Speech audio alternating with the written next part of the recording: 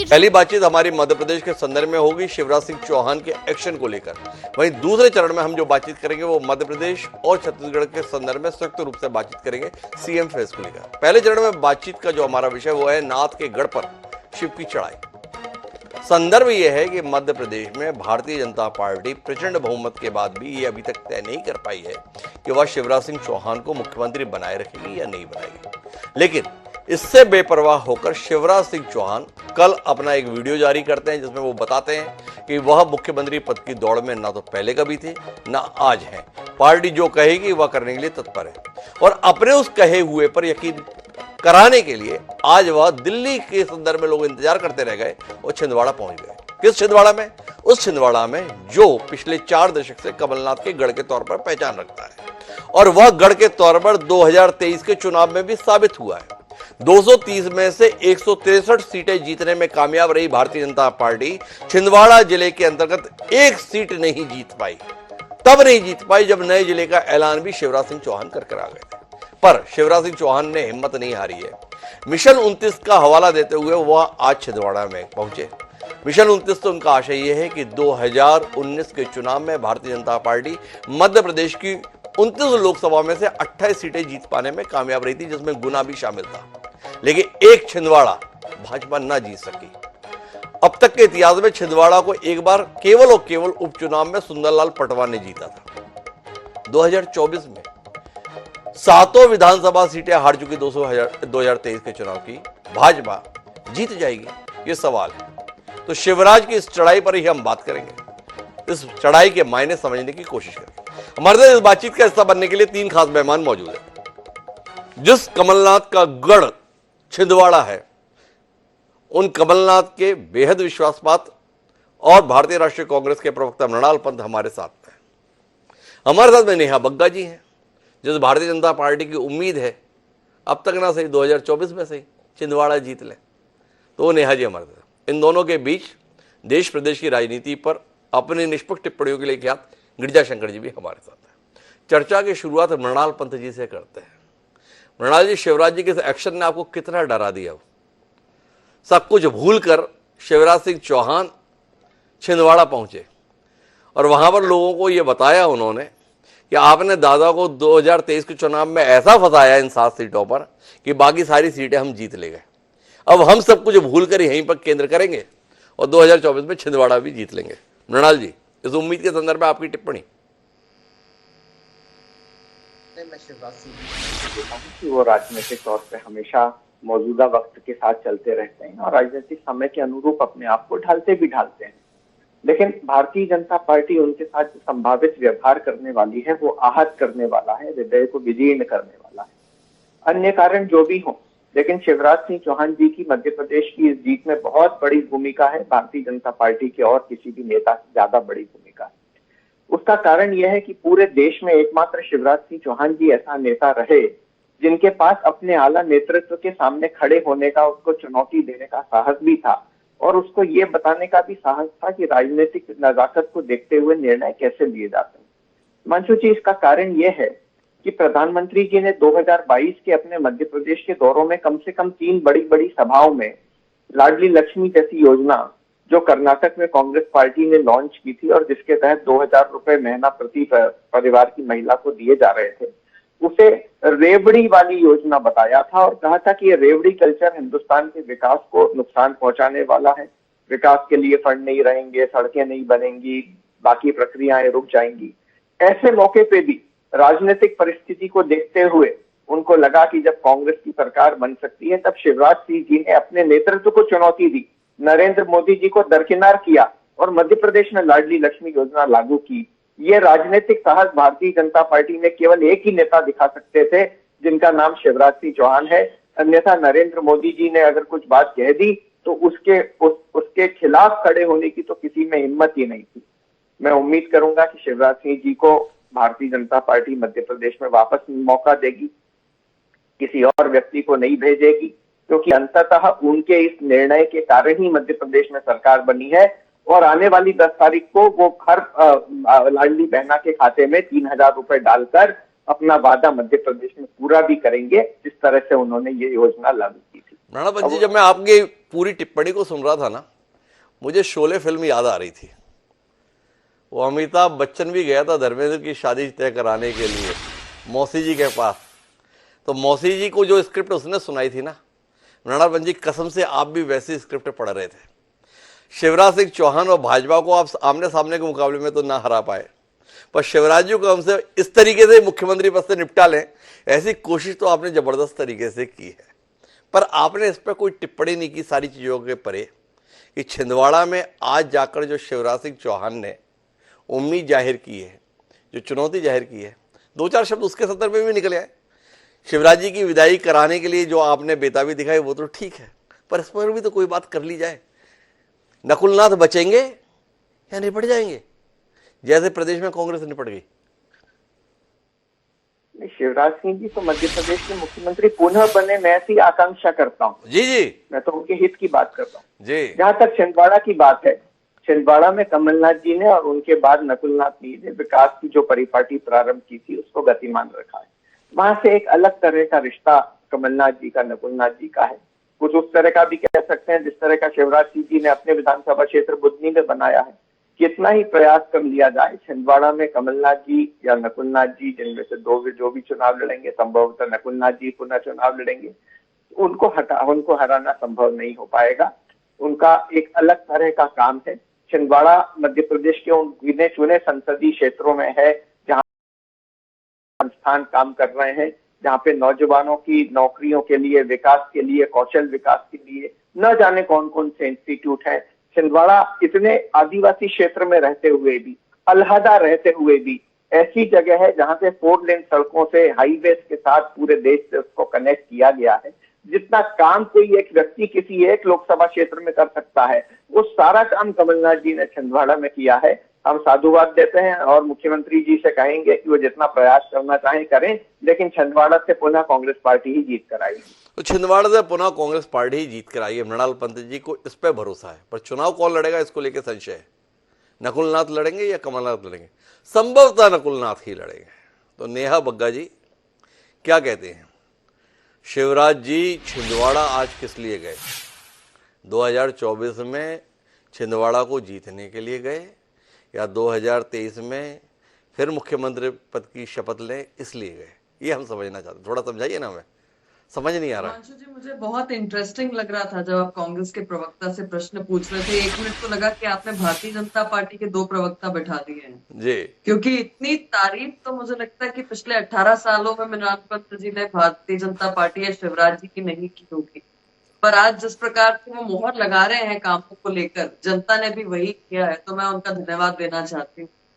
देखिए, छिंदवाड़ा जिस तरीके की सीट है, आपको याद होगा कि पिछले दिनों वहां पर नेहा जी, मैं बीच में माफी के साथ आपको रोकना चाहूंगा। आपने मृणाल जी का धन्यवाद दे दिया, पर मृणाल जी ने शुरुआत में एक टिप्पणी की थी कि भारतीय जनता पार्टी का केंद्रीय नेतृत्व शिवराज जी के साथ जो संभावित व्यवहार करने वाला है उसको लेकर भी उन्होंने अपनी एक आशंका जाहिर की थी। थोड़ा टिप्पणी उस पर भी कर दीजिएगा। आपने उनकी प्रशंसा तो सुनी, आशंका को अनसुना कर दिया, उस पर भी आइएगा। मैं उस पर भी आऊंगी जरूर। देखिए, ये भारतीय जनता पार्टी की खासियत ये है कि एक बार नहीं, 2 बार नहीं, अनेकों बार शिवराज जी बता चुके हैं कि मैं भारतीय जनता पार्टी का एक कार्यकर्ता हूँ और पार्टी जिस प्रकार का भी जो भी दायित्व देगी मैं उसको निभाऊंगा।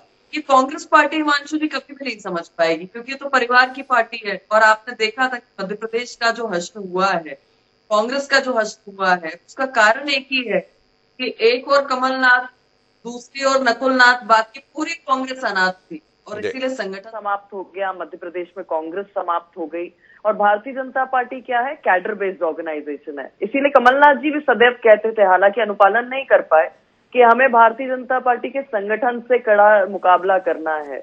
और दिग्विजय सिंह जी के तो क्या कहने हैं, उनका भी आपने इस प्रकार का वक्तव्य कई बार सुना होगा। तो मुझे लगता है कि मृणाल जी को, कांग्रेस पार्टी को अपने संगठन के ऊपर थोड़ा सा आत्मावलोकन करने की आवश्यकता है। जहां तक ये छिंदवाड़ा का विषय, देखिए छिंदवाड़ा में पिछले दिनों एक बाई इलेक्शन था हिमांशु जी, और उस बाई इलेक्शन में पार्षद का बाई इलेक्शन था जी। जब कांग्रेस का वहां पे महापौर, जब कांग्रेस के विधायक वहां पे, जब कांग्रेस से पूर्व मुख्यमंत्री कमलनाथ जी वहां पे, कांग्रेस के सांसद वहां पे, उसके बावजूद कमलनाथ जी को 1 सप्ताह कैंप करके रहना पड़ा था। और अभी भी आप देखिए कि पूरा चुनाव छोड़कर कमलनाथ जी कांग्रेस में छिंदवाड़ा में कैंप करके रहे हैं। ये स्पष्ट दिखाता है, पिछली बार भी छिंदवाड़ा की एक लोकसभा सीट छोड़कर भारतीय जनता पार्टी ने सभी की सभी सीटों पर विजय प्राप्त की थी, और इस बार छिंदवाड़ा की भी जो है वो भारतीय जनता पार्टी वहां पर विजय प्राप्त करेगी। और इसीलिए मुझे लगता है कि मृणाल जी शायद मैं जी आपकी बात में यकीन कैसे करूं? 163 सीट ने जीतने वाली भारतीय जनता पार्टी 7 में एक सीट ना जीत पाई विधानसभा की, और तब नहीं जीत पाई जब जिले तक का ऐलान कर दिया। तो उस उम्मीद का कारण तो बताइए। कहा कि जब भारतीय जनता पार्टी का अदना सा कार्यकर्ता प्रयास करता है ना, तो संदीप चौहान वहां का पार्षद बन जाता है, जब कमलनाथ जी कैंप करके रखते हैं 24 घंटे 7 दिन तक। ये बात जरूर है कि कमलनाथ जी ने जिस प्रकार से ब्रांडिंग की है और जिस प्रकार से ब्रांडिंग करके जनता को उलझाने का काम किया है, जनता को गुमराह करने का काम किया, उसका कारण है कि हम इस बार भी 7 सीट में से एक भी सीट प्राप्त नहीं कर पाए। पर इस बार निश्चित तौर पर भारतीय जनता पार्टी का लक्ष्य है कि पूरे 29 की 29 लोकसभा सीट भारतीय जनता पार्टी अपने पक्ष में लेकर आएगी, और छिंदवाड़ा भी लेकर आएगी। छिंदवाड़ा भी लेकर आएगी, नेहा बग्गा जी का कहना है। लेकिन क्या छिंदवाड़ा का आज का दौरा केवल और केवल छिंदवाड़ा को जीतने के लिए था, या इसके कुछ और मायने हैं? ये क्या बताता है, ये क्या जताता है, ये समझने की जरूरत है। समझाने के लिए जी गिरिजा शंकर जी हैं। क्या समझ पाए गिरिजा शंकर जी आप? शिवराज कल एक बयान देते हैं जिसमें वो बताते हैं कि वो किसी दौड़ में नहीं है, और आज वो छिंदवाड़ा में दिखाई देते हैं, जबकि महज मंत्री पद की हसरत रखने वाले 3 दर्जन से ज्यादा भाजपा के विधायक दिल्ली में पड़े हुए हैं। तो थोड़ा आप बताइए ना, दिल्ली की जगह छिंदवाड़ा शिवराज। देखिए, शिवराज जी राजनीति के कितने चतुर और माहिर खिलाड़ी हैं जी, इसको उनके इस मूव से समझा जा सकता है जी।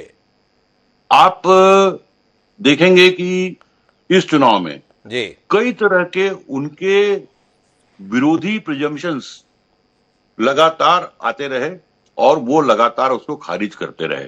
जी 163 सीट जीतने के बाद जो अपेक्षा थी कि भले ही चुनाव के पहले चुनाव का चेहरा या चुनाव के बाद के मुख्यमंत्री घोषणा न हो, लेकिन चुनाव जीतने के बाद जहां पर सरकार है, जहां पर मुख्यमंत्री है, उसके निर्णय में विलंब पार्टी को नहीं करना चाहिए था, ये मेरा मानना है जी। बहरहाल विलंब हुआ, और ये इस बात से इनकार नहीं कर सकते हम, एक संशय का वातावरण बना हुआ है। उसका कोई आधार हो या आधार न हो, लेकिन वो एक संशय का वातावरण बना हुआ है कि क्या ये अपने पद पर बने रहेंगे या इनको बदला जाएगा। इस ऐसा संशय का माहौल जो है वो किसी भी राजनेता को उनमें एक व्यग्रता लाने के लिए बहुत पर्याप्त होता है जी। लेकिन एक बेहद गंभीर, बेहद अनुभवी और बेहद चतुर राजनेता की तरह शिवराज सिंह ने इस संशय के दौर में न तो वो दिल्ली गए, दिल्ली में जाकर लोगों से मुलाकात की, न वो विधायकों से मिले जो राजस्थान में जो देखने को मिला हमको, न किसी तरह का कोई बयान दिया, और अपने पद में रहते हुए जो पूर्ववत जो काम कर रहे थे वो करते रहे। वो लाडली बहनों के पास गए, वो रेस्टोरेंट में खाना खाने गए, वो बाकी दिनचर्या करते रहे। और अब जब वो छिंदवाड़ा गए तो ये बिल्कुल एक बेहद अनुभवी राजनेता ही ये कर सकता है कि ये राजनीतिक मूव था कि छिंदवाड़ा में हमने 7 विधानसभा सीट हारी है, तो पहले जाकर वहां मुझे अपने लोकसभा की तैयारी शुरू करने का अंदाज में वो छिंदवाड़ा चले गए। छिंदवाड़ा वो कितनी देर रहे, कितनी सभाएं उन्होंने ली, वो अलग मुद्दा है। उन्होंने ये संदेह का वातावरण है उसको खारिज करने का प्रयास किया कि ऐसा कुछ भी नहीं है, और मैं तो अपने काम में, यानी कि 4 महीने बाद होने वाले लोकसभा चुनाव की तैयारी में मैं लग गया हूं, जिसकी शुरुआत मैं उस जिले से कर रहा हूं जहां पर 7 विधानसभा सीट हारी है। कल वो श्योपुर जिला जा रहे हैं जहां से बीजेपी को एक भी सीट नहीं मिली है। तो एक बहुत ही समझदार पॉलिटिकल मूव इसको मानता हूं मैं। अच्छा गिरिजा, मैं ये बताए, मृणाल पंत जी ने अंदेशा जताया शिवराज जी के साथ पता नहीं क्या होने वाला है, उस संशय के शमन की कोशिश कर रहे हैं शिवराज।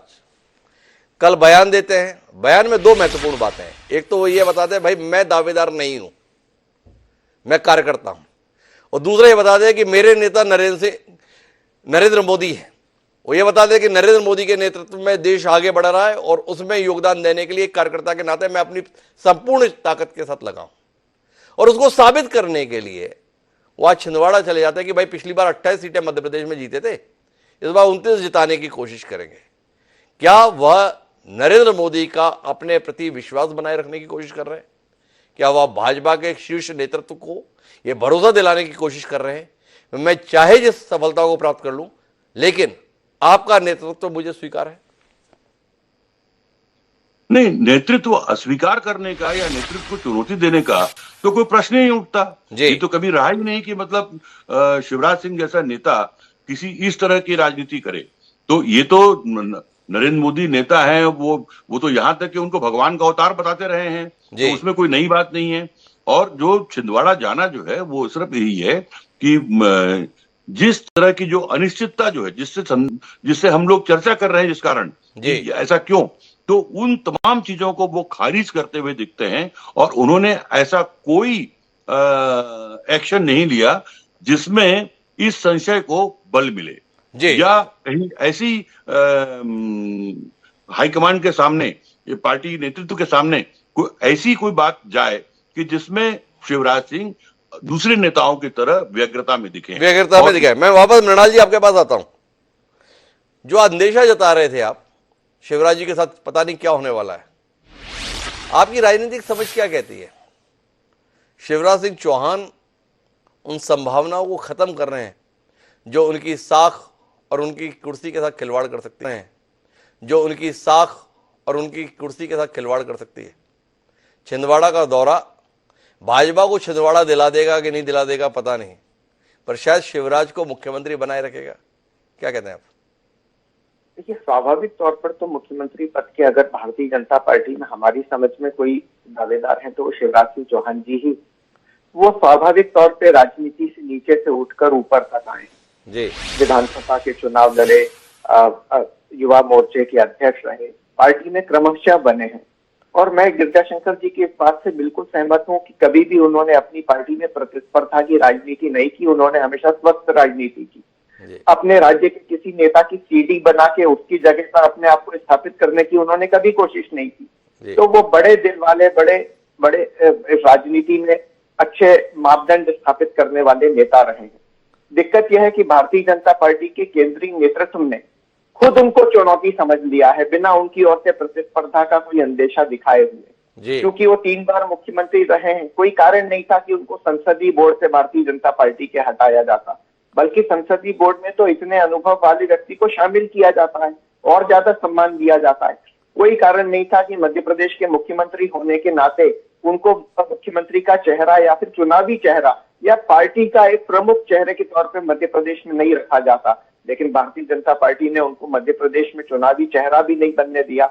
इसके बावजूद शिवराज सिंह चौहान जी की अपनी क्षमता थी कि उन्होंने सबसे ज्यादा रैलियां की और भारतीय जनता पार्टी के शीर्ष नेतृत्व के न चाहते हुए भी अपने आप ही वो मध्य प्रदेश में भारतीय जनता पार्टी के चुनावी चेहरे बन गए।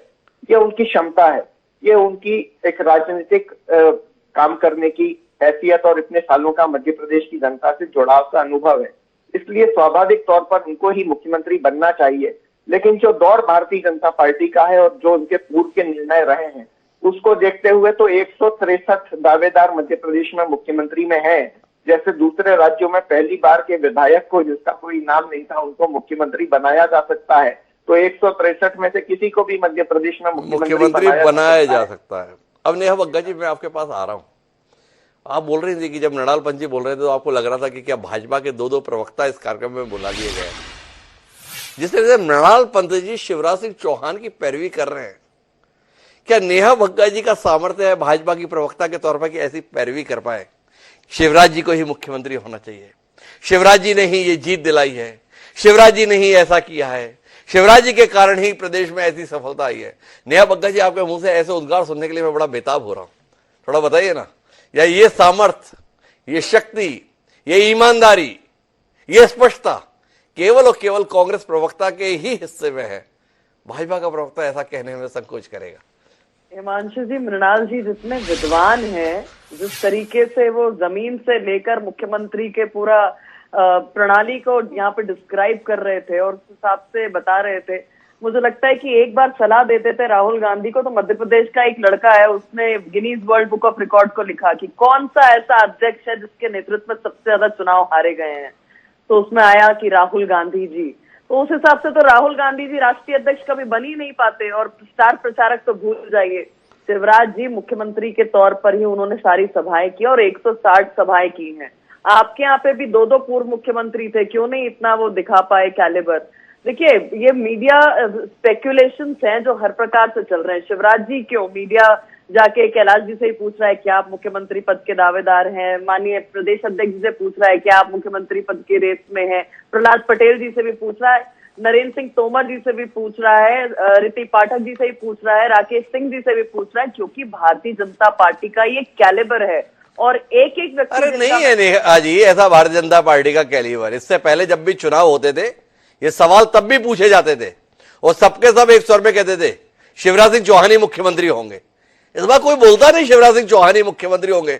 आप ही बोलिए ना, आप तो है कार्यक्रम में कि शिवराज सिंह चौहान ही मुख्यमंत्री पद की शपथ लेंगे। हम बेताब हैं आपके मुंह से यह बात सुनने के लिए।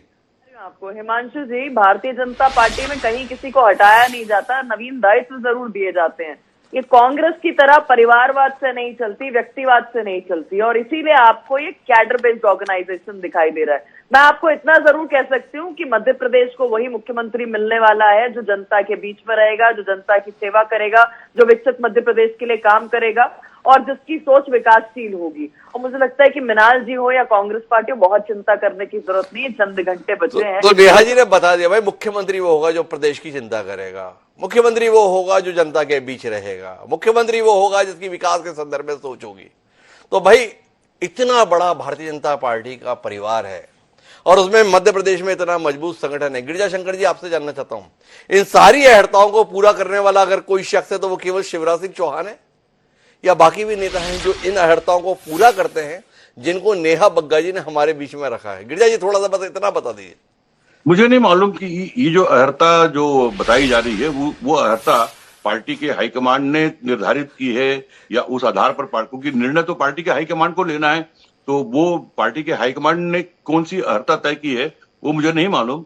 लेकिन मैं सिर्फ जो तथ्यात्मक जो स्थितियां हैं मैं उस पर जाता हूं, मैं अनुमान में या तो मैं तथ्यात्मक इसी पे बात करता हूं। गिरिजा शंकर जी, क्या आप नहीं मानते हैं कि संशय का समाधान शिवराज सिंह चौहान दो स्तर पर कर रहे हैं? एक तरफ नेतृत्व को यह भरोसा दिलाने की कोशिश कर रहे हैं कि मैं आपके अनुसार ही काम करने के लिए तत्पर हूं, भले ही मैं इतने साल मुख्यमंत्री रह लिया पर इसके बावजूद भी आपके आदेश का अक्षरशः पालन करने के लिए आगे भी तत्पर हूंगा। दूसरी तरफ जनता के बीच में अपनी स्वीकार्यता जाहिर कर रहे हैं।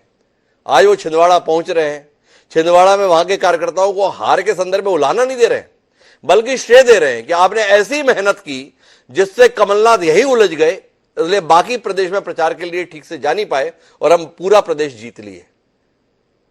देखिए, पहली बात से मैं सहमत नहीं हूं कि मुख्यमंत्री को पार्टी हाईकमांड के प्रति अपना विश्वास व्यक्त करने की कोई जरूरत है। ये तो बहुत ही अप्रासंगिक बात है। नहीं, कैसा अप्रासंगिक है गिरिजा जी?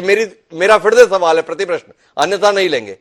कल जो वीडियो शिवराज जी का आया है स्वस्फूर्त मीडिया का पूछा हुआ वीडियो नहीं है, वो स्वयं शिवराज जी ने अधिकृत रूप से एक बाइट तैयार करके मीडिया को उपलब्ध कराई है, जिसमें वो बता रहे हैं मैं ना कभी दावेदार था ना मैं दावेदार हूं, नरेंद्र मोदी जी का नेतृत्व था, मैं नरेंद्र मोदी जी के नेतृत्व में काम कर रहा हूं।